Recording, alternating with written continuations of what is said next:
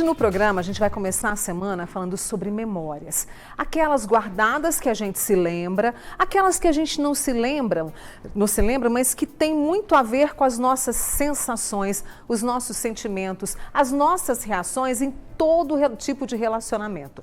E aí, claro, a gente foi ouvir quem? Você. Nós vamos começar pela Tânia Silva.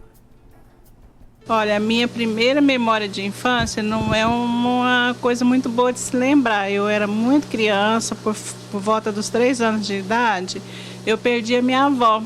Então eu lembro do falecimento da minha avó, do enterro dela, sendo feito em casa, porque naquela época eu só fazia os velórios nas casas, né? E minha mãe passando mal, minha mãe desmaiando. Então essa é a memória que ficou na minha cabeça de infância, é essa. Você tinha quantos anos, Tânia? Por volta de 3 a 4 anos de idade. Obrigada, viu, Tânia, por ter conversado conosco. E já eu vou conversar com uma especialista nesse assunto. E você pode participar comigo lá no nosso canal do YouTube e também por aqui, olha, no 99897.000 é o nosso WhatsApp. Estou de olho aqui em você. Pode mandar a sua pergunta. Que tipo de memória você tem? O que ela representa para você? Por exemplo, de repente ali na infância, como a Thelma, que a gente vai conversar daqui a pouquinho, estava me falando, alguém gritava tanto com você que aí, no relacionamento no trabalho, no relacionamento com o seu marido, com a sua esposa, de repente vem um grito e você se lembra daquilo. E aquilo te causa uma emoção. Então, hoje o nosso tema é esse, memórias, e eu quero você participando comigo, tá? Memórias guardadas em nós e que ficam ali despertando alguns sentimentos, algumas reações. E a gente vai acompanhar agora o que disse a Thelma Farias sobre memória. Minha primeira memória da minha infância é uma memória muito bonita, né? Que eu lembro que eu morava em Ituiutaba. Devia ter por volta também de 3 anos de idade. E lá tinha muitas flores, aquelas flores do campo, né? Aqueles campos bem floridos, cheio de borboleta. Então eu guardo essa memória para sempre, é uma memória muito bonita. Ah, eu gosto muito de borboleta. Aliás, quando eu saio de casa, que eu vejo uma borboleta, eu penso, hoje vai dar tudo certo. Achei tão interessante isso da Thelma, né? Vejo uma borboleta e diz, vai dar tudo certo. E quais são as memórias que você guarda da sua infância? Quais são as memórias que você tem? Algumas são muito claras, outras nem tanto. E as emoções, as memórias, nos trazem reações e emoções específicas. E é importante saber reconhecê-las. É sobre isso a nossa conversa hoje. Eu estou recebendo aqui no Você essa amiga nossa que já esteve conosco. Ela que é especialista em neurociências comportamental infantil, biomédica, Thelma Abrão. Thelma, que prazer te receber, menina. Prazer é meu. Muito obrigada. E você pôde acompanhar alguns dos nossos amigos com as memórias que lhes cabem, né? E por que a gente se lembra de umas e não se lembra de outras? Você sabe que a gente tem uma região no nosso cérebro que se chama hipocampo. O hipocampo, ele leva vários anos para amadurecer. E quando a gente é criança, essa parte nasce completamente imatura. Então é difícil a gente ter memória de quando a gente era muito pequeno, né? Às vezes a pessoa pergunta, puxa, por que eu não lembro de nada de quando eu era pequeno? Justamente porque essa região do nosso cérebro, que é responsável pelas memórias, você começa a ter um pouco mais de lembrança por volta dos 5, 6 anos, quando ele começa a apresentar uma maior maturidade, né? E esse hipocampo, ele funciona como uma grande biblioteca. Imagina que a função do nosso cérebro é proteger a nossa vida, é nos manter em segurança. Então, o que essa biblioteca faz? Ok, eu vou guardar todas as memórias que eu considerar importante para manter a minha sobrevivência. E ele guarda principalmente as memórias com alto impacto emocional. Então, se a gente tem memórias muito felizes, todas as pessoas que a gente escutou aqui, você percebeu que ou eram memórias muito felizes, sim, ou memórias também de momentos tristes. Então, quando existe um alto impacto emocional, aí que o cérebro fala, opa, isso é importante, deixa eu guardar. E existe, Mônica, a memória implícita e a explícita. Porque não é porque você era pequeno e você não lembra, né, de forma explícita, você não tem uma memória real sobre algo que o seu corpo não guardou. Então, o nosso corpo, ele guarda marcas de maneira implícita. O que isso significa? Vamos supor que você cresceu em uma família onde os seus pais brigavam muito entre eles e você tinha 1 ano ou 2 anos só. Tá. Você não vai ter lembrança disso. Mas, no momento dos gritos, o seu corpo, ele respondia né, ao medo, à insegurança, com alta produção de cortisol, com alta produção de hormônios do estresse. E quando isso é muito frequente, começa a haver uma repetição, isso altera o funcionamento do seu sistema nervoso por um tempo que às vezes vai durar uma vida inteira. Então, muita gente depois cresce e fica tendo gatilhos, né? Tá num relacionamento, seja com um amigo, com um namorado ou no trabalho. E escuta algo, alguém alterou o tom de voz, né? Alguém deu um gritinho ali, a pessoa já... Ou até um olhar, às vezes, mais sério, a pessoa fala, ai, já estou assustado, já estou com medo, por conta dessas memórias implícitas lá do início da vida. E aí muitas vezes não consegue resolver, porque é um trauma que a gente pode dizer, Thelma? Sim. Experiências adversas, a gente chama, né? A gente chama de experiências adversas da infância. Acontece que quando essas experiências são repetidas e duram por muito tempo, ela se torna um trauma. Tem uma amiga aqui, eu estou até tentando procurar, porque são tantas mensagens, graças a Deus, que a gente está recebendo, mas ela contou, até comentei com você, que ela não tem uma memória muito feliz na infância por conta de uma experiência. Infelizmente, o pai dela era alcoólatra. Como é que ela vai lidar com isso? Que tipo de reação? Eu senti muita tristeza. Sim. Uma das 10 experiências adversas da infância com alto potencial traumático é justamente quando a gente tem um pai ou uma mãe viciado em álcool ou em droga. Normalmente, esse adulto ele se torna incapaz de cuidar da criança como ela precisa. E quando a gente fala em cuidado, não é apenas alimentar, dar banho e mandar para a escola. A gente tem que olhar principalmente para as necessidades emocionais que uma criança tem. A necessidade por atenção, por afeto, por segurança física, por segurança emocional. Então, esse pai, essa mãe, quando ele tem é viciado, né, em alguma substância química, ele se torna incapaz, muitas vezes, de dar essa segurança emocional que a criança tanto precisa. E acontece ainda dessa pessoa se descontrolar e brigar muito, ou com a esposa, ou com as crianças. Então, infelizmente, pessoas que viveram uma infância com pais viciados, eles têm que procurar ajuda para ressignificar essas memórias, que podem sim impactar a vida adulta de diversas maneiras. Tem algumas pessoas compartilhando aqui as suas memórias e façam uma pergunta aqui para a Thelma, né? Ela que vem dos Estados Unidos, está aqui na cidade para conversar conosco, 99897.000. Tem o Alessandro, ele tinha 6 anos de idade, ele trouxe uma memória que ele guarda, que é a seguinte, é de brincadeira.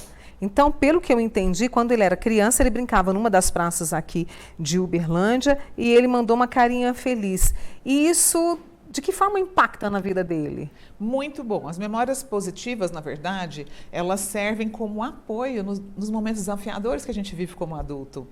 Olha, quando a gente para pensar nos momentos que a gente pode estar vivendo, seja um trabalho que não deu certo, o fim de um relacionamento, algo que aconteceu que te deixou para baixo, o que nos ajuda a sair desses momentos? São justamente o apoio emocional das pessoas que a gente ama. E isso inclui as memórias felizes, né? De um momento em que o seu pai ou sua mãe te encorajou, do momento que você viveu de felicidade, seja com o pai, com a mãe, com amigos, com uma avó. Então, as memórias felizes da infância, elas são importantíssimas para o desenvolvimento de resiliência ao longo da vida.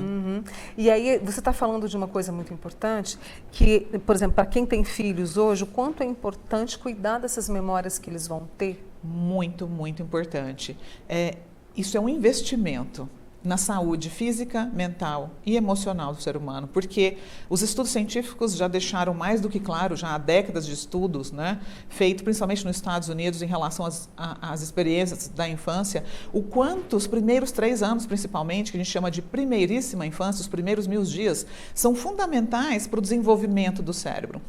E essa é uma época onde todas as memórias que estão sendo formadas vão influenciar o desenvolvimento depois do seu comportamento, da sua autoestima, da visão que você tem sobre si, sobre o mundo. Então, é importante que os pais, por exemplo, saiam das telas, né? Hoje em dia, que infelizmente é algo terrível, a gente vê aí os pais presentes fisicamente, mas completamente ausentes emocionalmente, e passem a investir tempo com essas crianças, seja para ler um livro à noite, colocar para dormir, olhar nos olhos, brincar, porque esse vínculo que é criado nos primeiros anos de vida são fundamentais como se fosse um prédio. A base é a base daquele prédio que vai formar os anos futuros da adolescência e da vida adulta. Evitando, inclusive, problemas que a gente vê hoje, assim, de sentimento de rejeição, de tristeza, de vazio. Com certeza, inclusive vícios, né? Muitos estudos também já demonstraram que quanto maior o número de experiências adversas da infância, maior a probabilidade de você se envolver em comportamentos de risco. Aumenta em até 460% a chance de desenvolver depressão, ansiedade, obesidade. Então, muitos problemas de saúde física e mental na vida adulta estão ligados às questões da infância. Eu vou fazer o seguinte, eu vou fazer uma pausa aqui com a nossa Thelma Abrão, que é biomédica, especialista em neurociência comportamental infantil, para você também participar conosco, porque ela deu aqui uma amplitude do que são essas memórias, da importância delas, o papel delas na nossa vida. Então faça a sua pergunta aqui pelo 99897.000 e também lá no nosso YouTube, que eu vou olhar já já. Thelma, eu já volto com você. Combinado. Viu? Nossa, conversa boa demais da conta. As memórias guardadas em nós, tudo aquilo que a gente vai selecionando, é como disse a Thelma, uma biblioteca, né, de eventos marcantes, de eventos fortes. E aí a Sheila Brito também nos contou muito sobre as suas memórias. Eu vim de família muito carente, sabe? Morava no interiorzinho do Maranhão e tem uma lembrança bem legal que eu gosto de lembrar, até para hoje poder comprar presente para minha filha, sabe? É que minha mãe, como a gente era muito carente, ela comprava boneca para mim praticamente de 1 a 2 vezes no ano. Só que assim, ela comprava boneca muito bonita, cantava parabéns, fazia oração, que sempre fazia alguma coisa essa bonequinha, sabe? Só que tinha um porém, eu só poderia brincar com as bonequinhas quando eu tomava banho e ia para cima da cama, para não estragar a boneca, porque ela só me dava boneca uma vez no ano. Até me emociono quando eu falo sobre isso. Porque hoje, quando eu entro num lugar que tem bonecas, que tem brinquedo, eu fico encantada. Inclusive, até fui um dia desse com a minha colega e ela falou assim: nossa, você parece que vai comprar boneca para você. Aí eu falei para ela, aí eu contei minha história para ela. Falei assim, amiga, porque para mim é muito gratificante hoje eu poder fazer para ela o que a minha mãe antes não podia fazer. E quando ela podia fazer, ela fazia com muito carinho. Então, para eu poder brincar com as bonequinhas, tinha que tomar banho, tá toda cheirosinha, brincava e ela guardava na caixinha. Então, eu tenho um sonho assim de sempre deixar tudo impecável para minha filha. As bonecas dela tudo bonita, aquele armário cheio de urso. Então, ela tem bastante hoje e eu guardo muito isso para mim. Sempre que eu vou comprar para ela, eu pego isso e lembro da minha mãe, porque ela fazia com muito amor e carinho. Ai, quantas memórias eu tenho, quantas memórias a Thelma tem, e a gente está conversando sobre isso, o quanto de memórias acumulamos ao longo da vida, né? As memórias explícitas e as memórias implícitas. E deixa eu apresentar mais uma vez a Thelma para vocês. Thelma Abrão, ela que é biomédica e também é especialista em neurociência. Thelma, se lembra da Sheila que conversou com a gente no outro bloco? E que ela ficou muito emocionada em relação às memórias e ela é tão boa que ela procura repetir com a filha dela, né? Sobre as bonecas, né? Exatamente. Exato. Isso é muito normal quando a gente se torna pai, a gente quer repetir aquilo que é bom e muitas vezes a gente não quer fazer aquilo que foi ruim, né? A gente tenta melhorar. Eu falo que o caminho é sempre a gente buscar evoluir. Mas você sabe que uma das coisas também que, né, trabalhando há tantos anos com os pais, muitas vezes eu escuto eles falarem para mim, Thelma, a minha maior dificuldade é que às vezes eu tento parar de gritar, eu tento parar de ameaçar, eu quero mudar um determinado padrão, mas quando eu vejo, eu já estou gritando, eu já estou batendo, eu já estou fazendo exatamente aquilo que eu não queria fazer, né? Ou aquilo que eu prometi que eu não ia fazer com os meus filhos, ou eu estou repetindo um padrão exatamente igual ao que o meu pai fazia comigo ou a minha mãe. Uhum. E isso a neurociência também explica, Mônica. É? Sim, porque tudo que a gente vai aprender, todas as habilidades que a gente vai desenvolver ao longo da vida, a gente precisa formar algo que se chama caminho neural. O que é um caminho neural? É quando um neurônio se conecta com o outro e ele começa a formar um caminho. Exemplo, se você falar, Thelma, eu quero aprender alemão, você vai ter que estudar. Então, o primeiro dia que você chegar na aula de alemão, você fala, nossa, que difícil, não entendi nada. Né? Daqui uma semana, você já está entendendo olá, bom dia, boa tarde. Daqui um mês, você já está falando uma frase e assim por diante. Então, o que está acontecendo no seu cérebro? Você está aprendendo uma nova habilidade e está formando ali um caminho neural. Quando a gente viveu em uma família, por exemplo, onde sua mãe sempre gritava na hora da raiva, tudo que ela ia te corrigir era gritando, você aprendeu a lidar com as suas emoções assim, sem conseguir se autorregular, sem conseguir usar a razão para lidar com a emoção. Então aquilo virou um hábito por falta de educação emocional. Virou né? quase que uma verdade, né? Vira um caminho neural muito forte. Então, o que acontece? Quando eu estou com raiva, eu grito. Quando eu estou com raiva, eu explodo, porque foi um comportamento aprendido. Foi uma habilidade. Assim como a gente desenvolve boas habilidades, a gente também desenvolve hábitos ruins, não é? Não é só os bons. Então, fica mais fácil para o meu cérebro ir por esse caminho formado do que ir por um caminho novo. E aí, como é que eu quebro esse padrão? Treinando, igual aí na academia, quando a gente quer ganhar músculo, o que você vai ter que ir? Você vai ter que ir lá todo dia fazer musculação para aquele músculo hipertrofiar. Então, para a gente aprender novos padrões e mudar um que a gente não gosta, vamos ter que treinar, se dedicar, repetir e principalmente ter constância, porque é um aprendizado. E para tudo né? Não só para a gente educar nossos filhos, mas para a gente mudar tudo aquilo que não faz bem, exato, né? que não faz bem para a gente, nem para quem a gente Deixa eu trazer ama. uma pergunta aqui do Caio, em relação ao cérebro, lembrar de coisas da infância. Tem a ver com acessar o subconsciente? E podemos acessar isso de que forma? Por exemplo, ele citou aqui o PNL, né, a programação neurolinguística, para curar traumas da infância que não lembramos? Existem várias abordagens que podem trazer, na verdade, ressignificar uma memória, né? Mas para você conseguir ressignificar uma memória, você precisa trazer do inconsciente para o consciente. E a gente chama isso de tomada de consciência. Então, por exemplo, vamos supor que uma mãe... Vamos trazer esse exemplo que eu falei antes para ficar mais fácil. Vamos supor que a mãe está ali repetindo aquele padrão, gritando com o filho, e ela não consegue parar. Quando ela parar para se observar e falar, caramba, eu quero mudar esse padrão, e ela começar a perceber no corpo dela os sinais que a raiva traz. Opa, peraí, eu tô ficando com raiva, eu tô sentindo aquele calor subindo. Ai, meu coração tá começando a acelerar. Quando eu sentir isso, eu já vou fazer o quê? Opa, deixa eu respirar.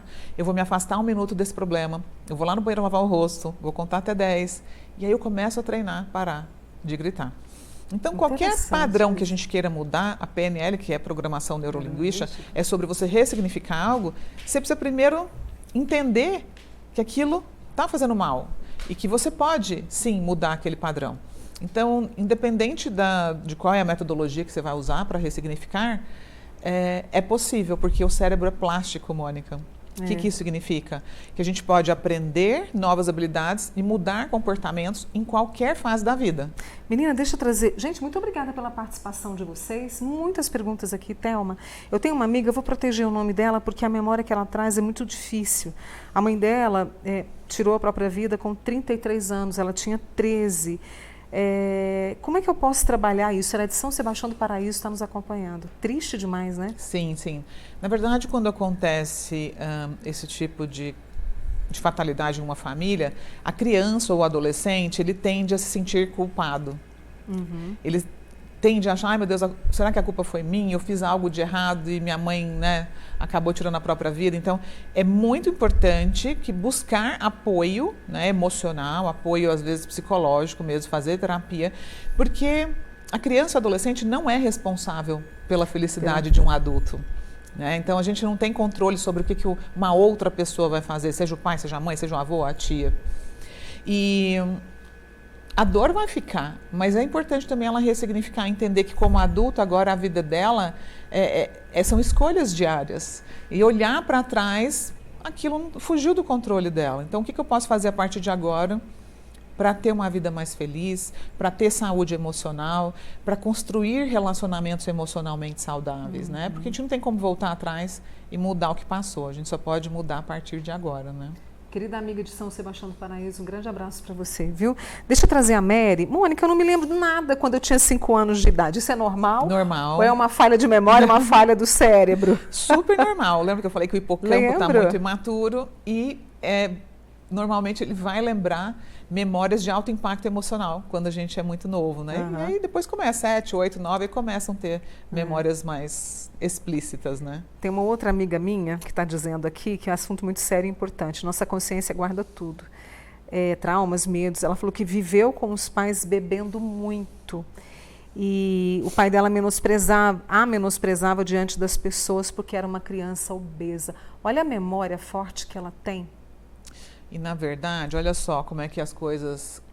Quando a gente começa a entender comportamento humano e comportamento infantil, olha só. O pai e a mãe bebiam, certo? O pai e a mãe não eram os cuidadores? Sim. Não eram as pessoas que deveriam dar amor, segurança para ela? Como ela provavelmente não recebia, como é que ela se acalmava? Comendo, né? Chamavam ela de obesa. Mas, na verdade, a comida deve ter sido um recurso externo que ela encontrou para poder lidar com as emoções difíceis de medo, de angústia. E isso é muito comum de acontecer. Pessoas que acabam recorrendo à comida, ao álcool, ao cigarro, para poder se autorregular, para poder lidar com a dor emocional que sentem.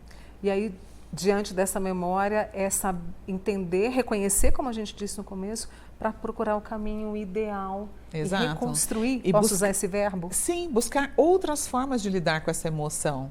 Né? Que não seja comendo, que não seja fazendo algo que vai trazer danos para a sua saúde. Uma violência, de certa forma. Né? Exato. Então, fazer ginástica, yoga, ter rotina para dormir, buscar se alimentar bem, tudo que é autocuidado. Né? Olha só, as memórias nos levam a novos voos, a reciclar memórias. É uma outra amiga nossa que mandou aqui para gente. O que você acha disso, Flor? Na verdade, eu sou aquela que acredita que é sempre hora e tempo de mudar, de aprender a fazer diferente, né? Aquilo que não está bom, a gente tem que parar, opa, onde que eu errei, onde que eu posso melhorar? Eu realmente acredito que o ser humano tem a capacidade de se reinventar, de superar os desafios.